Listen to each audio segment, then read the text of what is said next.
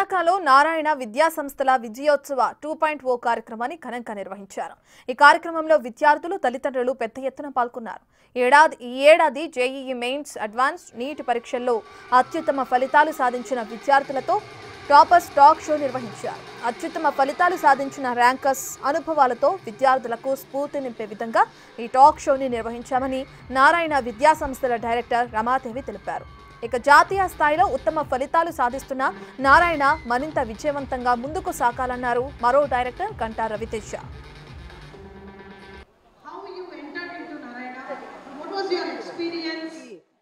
జరుపుకోవటం చాలా ఆనందంగా ఉంది. ఈ విజయోత్సవ్ 2025లో ఐఐటిలో రిజల్ట్స్ సాధించిన నారాయణ సాధించిన రిజల్ట్స్, ఆ తర్వాత నీట్ 2025లో అత్యద్భుతమైన ఫలితాలను సాధించింది. ఐఐటి అడ్వాన్స్లో 3, 4, 6, 7 and 10, all India open category top 10లో 5 ర్యాంక్స్. ఇదే రకంగా 43 students out of 100 top 10 ranks are Narayanas. We are very proud to announce this. ఇదే రకంగా నీట్లోకి వచ్చేసరికి 4, 7, 12, 14, 18 and 20 ఇన్ టాప్ 20 ర్యాంక్స్.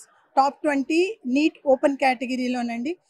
ఈ రకంగా అత్యద్భుతమైన ఫలితాలు సాధించిన మా విద్యార్థులందరూ ఇక్కడ అసెంబ్ల్ అయ్యి వారి యొక్క ఎక్స్పీరియన్సెస్ని, వాళ్ళు ఎలాంటి డిఫికల్టీస్ ఫేస్ చేశారు, అలాంటప్పుడు ఎలాంటి మెథడాలజీలో బయటకు వచ్చారు, ఈ సక్సెస్కి కారణం ఏంటని వారి యొక్క ఎక్స్ప్రెషన్స్ వెలుబుచ్చటానికి, అది మిగిలిన విద్యార్థులు దాన్ని స్ఫూర్తిదాయకంగా తీసుకొని ముందుకు వెళ్ళటానికి చాలా అవకాశం ఉంటుందని చెప్పి ఈ టాక్ షోని ఆ ఇన్స్పిరేషన్గా ఉంటుందని చెప్పేసి టాక్ షోని అరేంజ్ చేయడం జరిగిందండి.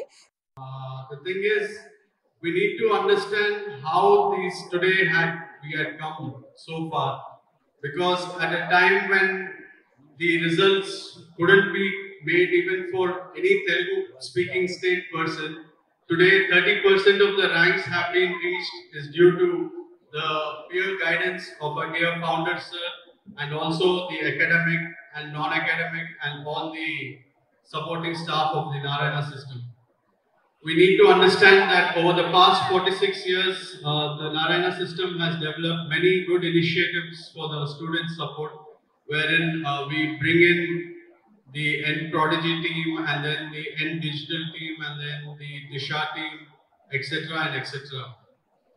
Over the years, we need to believe that it's going to show us more progress in the coming days with the collective efforts from the students as well.